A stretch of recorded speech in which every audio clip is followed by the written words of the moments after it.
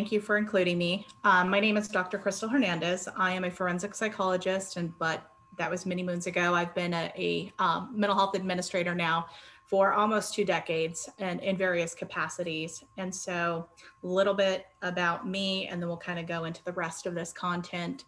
I currently, as she mentioned, serve as the superintendent, executive director of the only forensic psychiatric hospital for the state of Oklahoma. I am originally from California, moved out here just shy of 3 years ago for this kind of role.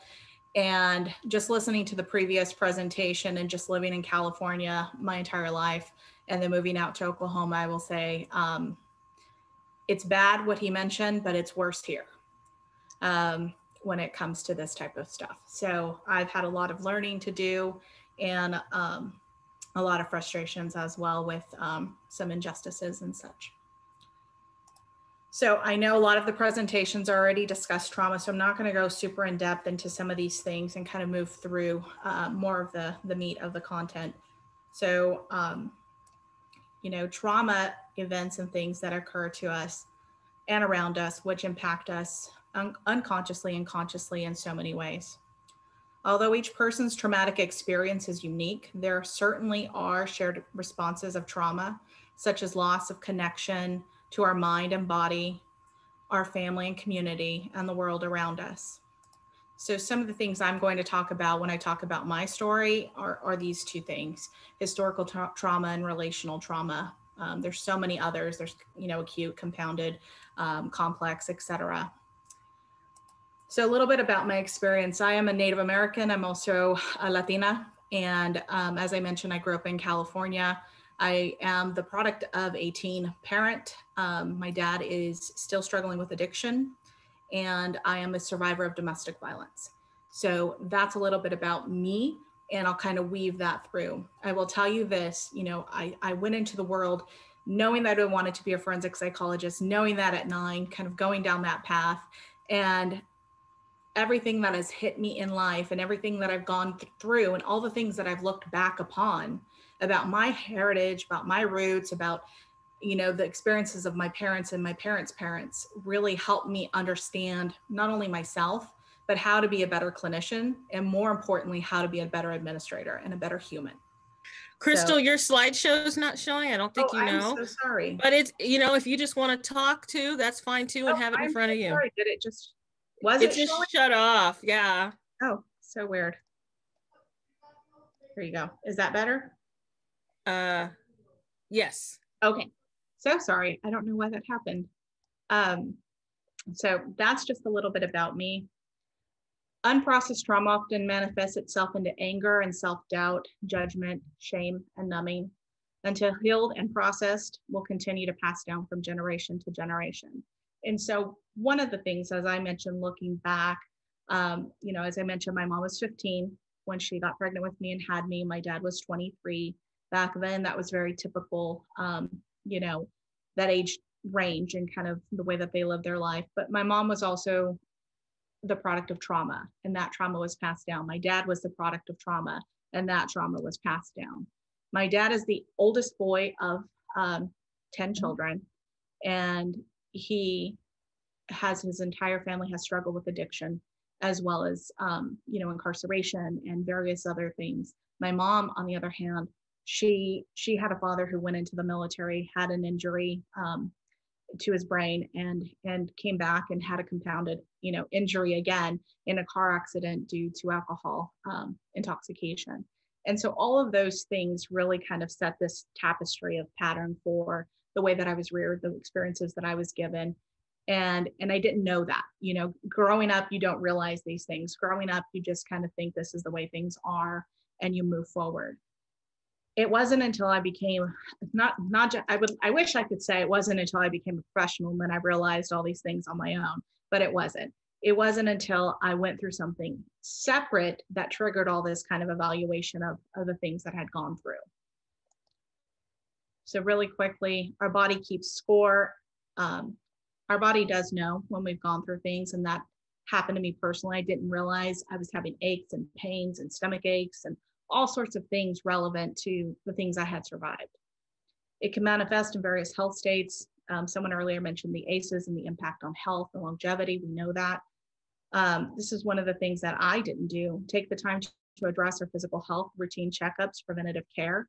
I didn't realize when I was kind of going through the situations of domestic violence, I didn't realize that I wasn't keeping appointments, that I wasn't going to the dentist, that I wasn't listening when I had a stomach ache, or how often I had a stomach ache, or, you know, my neck hurt or my back hurt.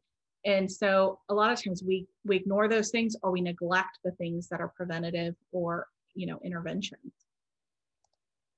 Healing is a process that is not linear.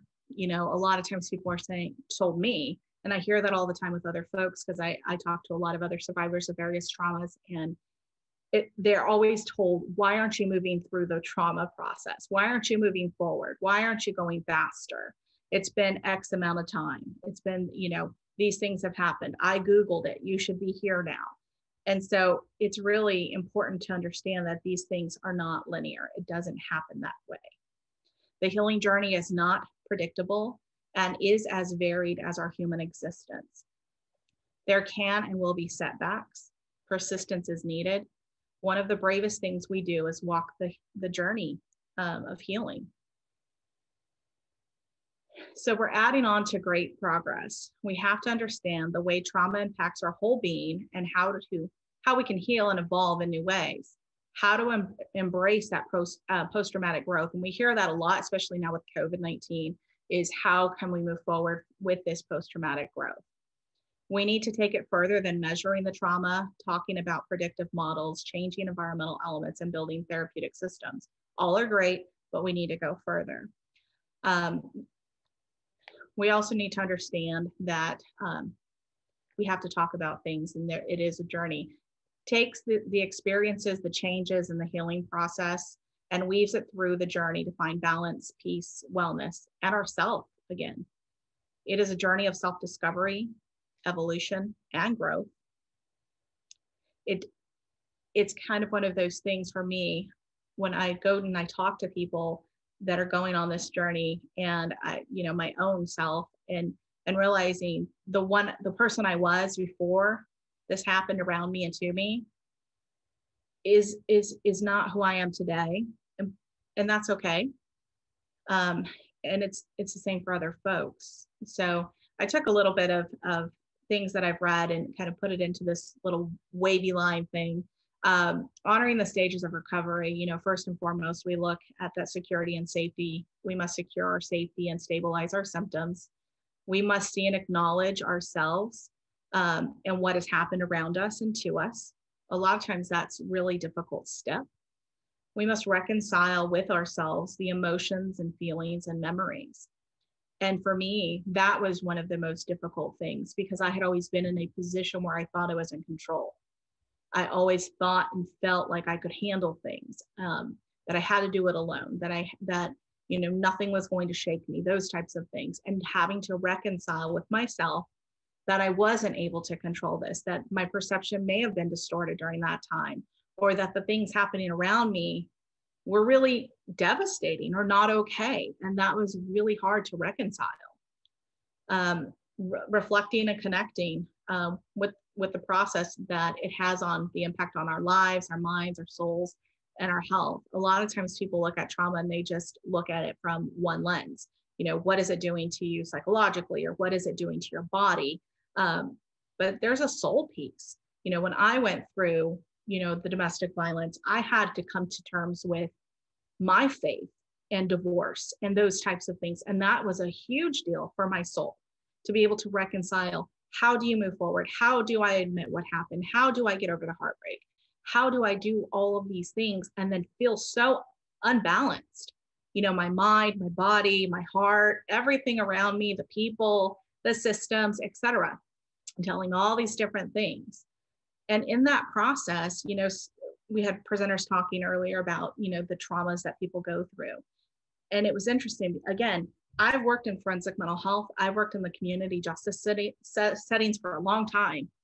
And when I had to call law enforcement out, you know, I was a little disheveled. Things had just occurred. I was at the physician's office, those types of things. I was actually 3 months pregnant. And the officers that came out were very unaccommodating.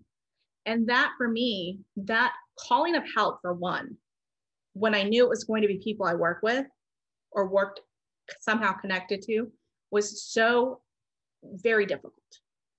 But to have them come and say, not, first of all, not realize who I was, and then tell me, well, why are you just deciding, now? You said it's been going on, right? And kind of having that tone with me, that made me, and I know they go out, and I worked this field for a long time. I know they go out and they deal with a lot, and it's a very hard calls to go out to domestic calls. But for me, as the person experiencing on the other end, it was an eye opener, because I had to, one, admit what had happened, two, reconcile the emotions within me, and then try to express it in a meaningful way so they can understand what my intent was and what happened. But three, the fears and all the things that are going on, and the heartbreak, because you're in that moment, what's going to happen? Is he going to be, this, that, and the other?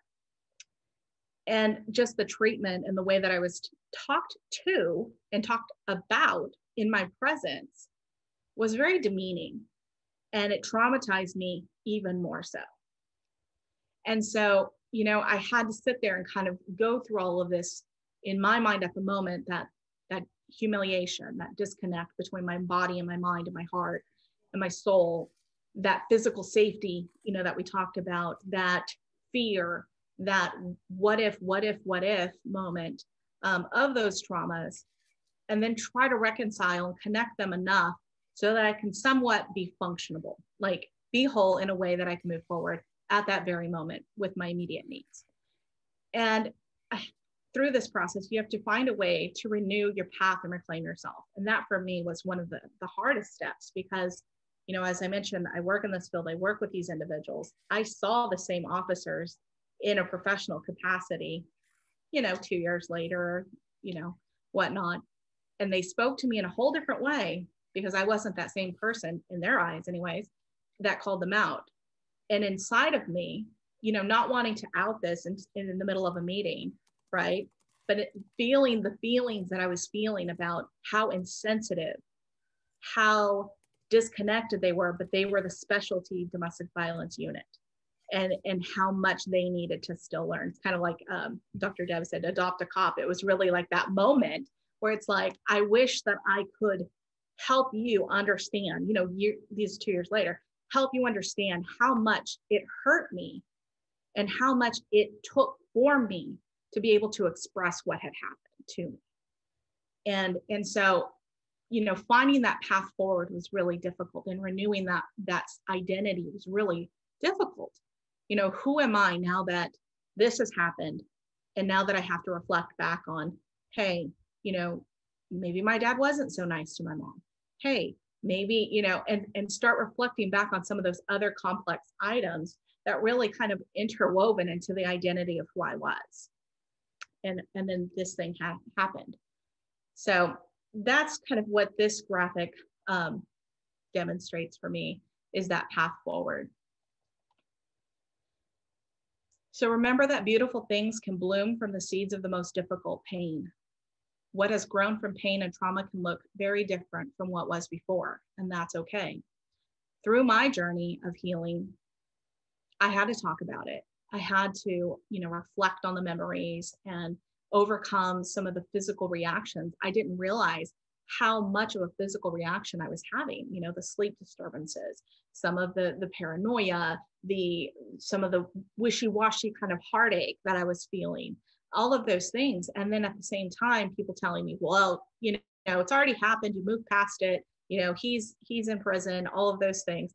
And why aren't you just like you were before? And so I had a lot of that pressure around me of just be, quote, normal, right? Just bounce back. And that was really difficult, because all that self-reflection that I did, not only about this incident, but my journey as a human and my existence and my parents' and everything else, made me realize that I had shifted and I had become a different person.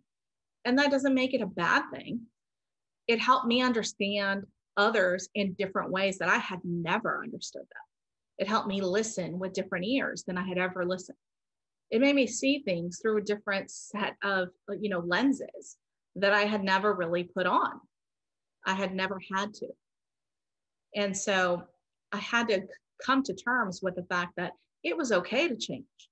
It was okay to evolve. It was okay to be someone else in a different form of myself. And that was okay. Everyone around me kept saying, just do this, just do that, be who you were. It's okay. They didn't want to accept that I could change and that the healing put things back together in a different way. Healing takes work, and it feels uncomfortable sometimes. Addressing the rawness of our trauma is extremely hard, which is why many decide consciously or unconsciously to avoid, minimize, or numb. I was guilty of some of those things. I wanted to forget. I tried to avoid. I wanted to act like it wasn't a big deal, so I minimized. I had to go through, the trial process, so I tried to numb it by pretending I didn't care. I went through a lot of these things, and whether I chose to or didn't, it happened. It takes courage to heal, because that means you have to confront this discomfort, that you have to confront the memories and the feelings and all the imbalance in your life.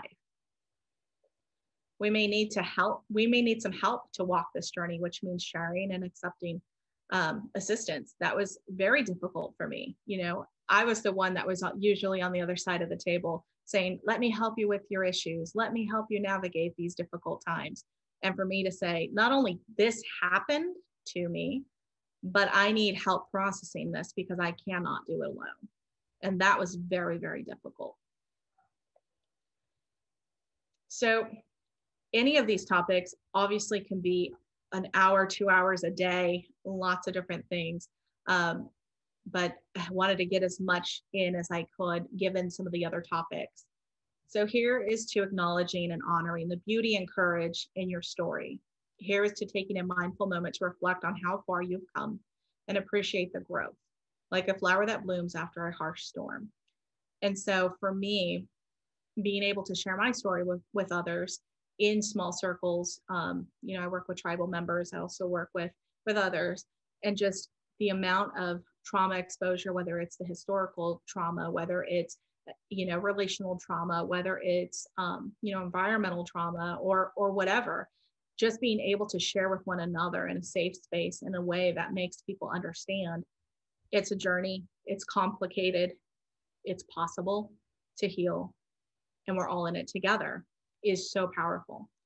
And now I have no problem sharing, what I've gone through as a child, as an adult, even every day. I'm reminded, we heard this our last presentation, I'm reminded that I didn't come from privilege, and I don't have the same privileges. And those are traumatic feelings that you still are exposed to and you still feel. And so, being judged a lot of times based off of, my past or my parents or my heritage or things, it has been traumatic. In this situation, being treated the way I was treated was very traumatic, in addition to the trauma that I was reporting in the first place. So, some final thoughts. I'm just looking at the time.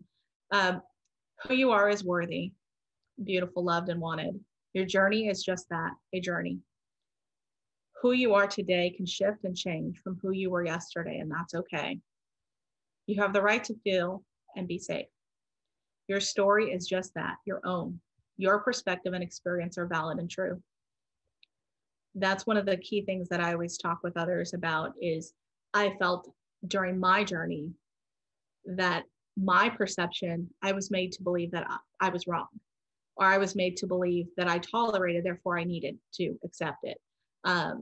I was made to believe a lot of things that weren't accurate about my journey.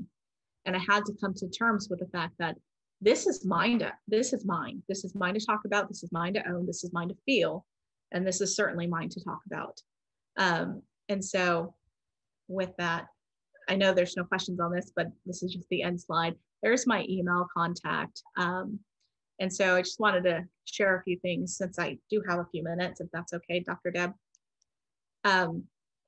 It's really important that we understand it's okay to to talk about things. And it's okay to admit when things are not comfortable, or when they hurt, or when we're feeling, you know, this wishy-washy imbalance between our body, mind, and our spirit. And it's okay to be all of the things on every day, on different days in your journey. It's okay. No one writes this story but you. No one should write this story but you. And it's really about owning and taking ownership of your feelings and your rights and your body and your mind and your spirit. And it's about creating a safe space where you can rebuild or build whoever you are in your next chapter and your story. And so many people have gone through so many traumatic instances in their life that there's no one that has not been touched by trauma. There's more people that have been touched more often and deeply than others, of course.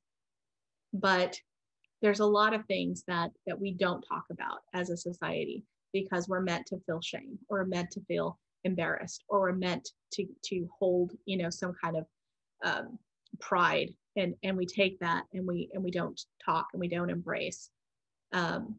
And so one of the things that I like to look at and talk about is historical trauma and epigenetics in the way that it impacts behavior. So if anybody ever wants to reach out about that, I will definitely be all for that. You know, I deal with a lot of people right now who are severely mentally ill. I don't deal with people who can function and attain an outpatient. I do, you know, I deal with those who are very, very, very ill.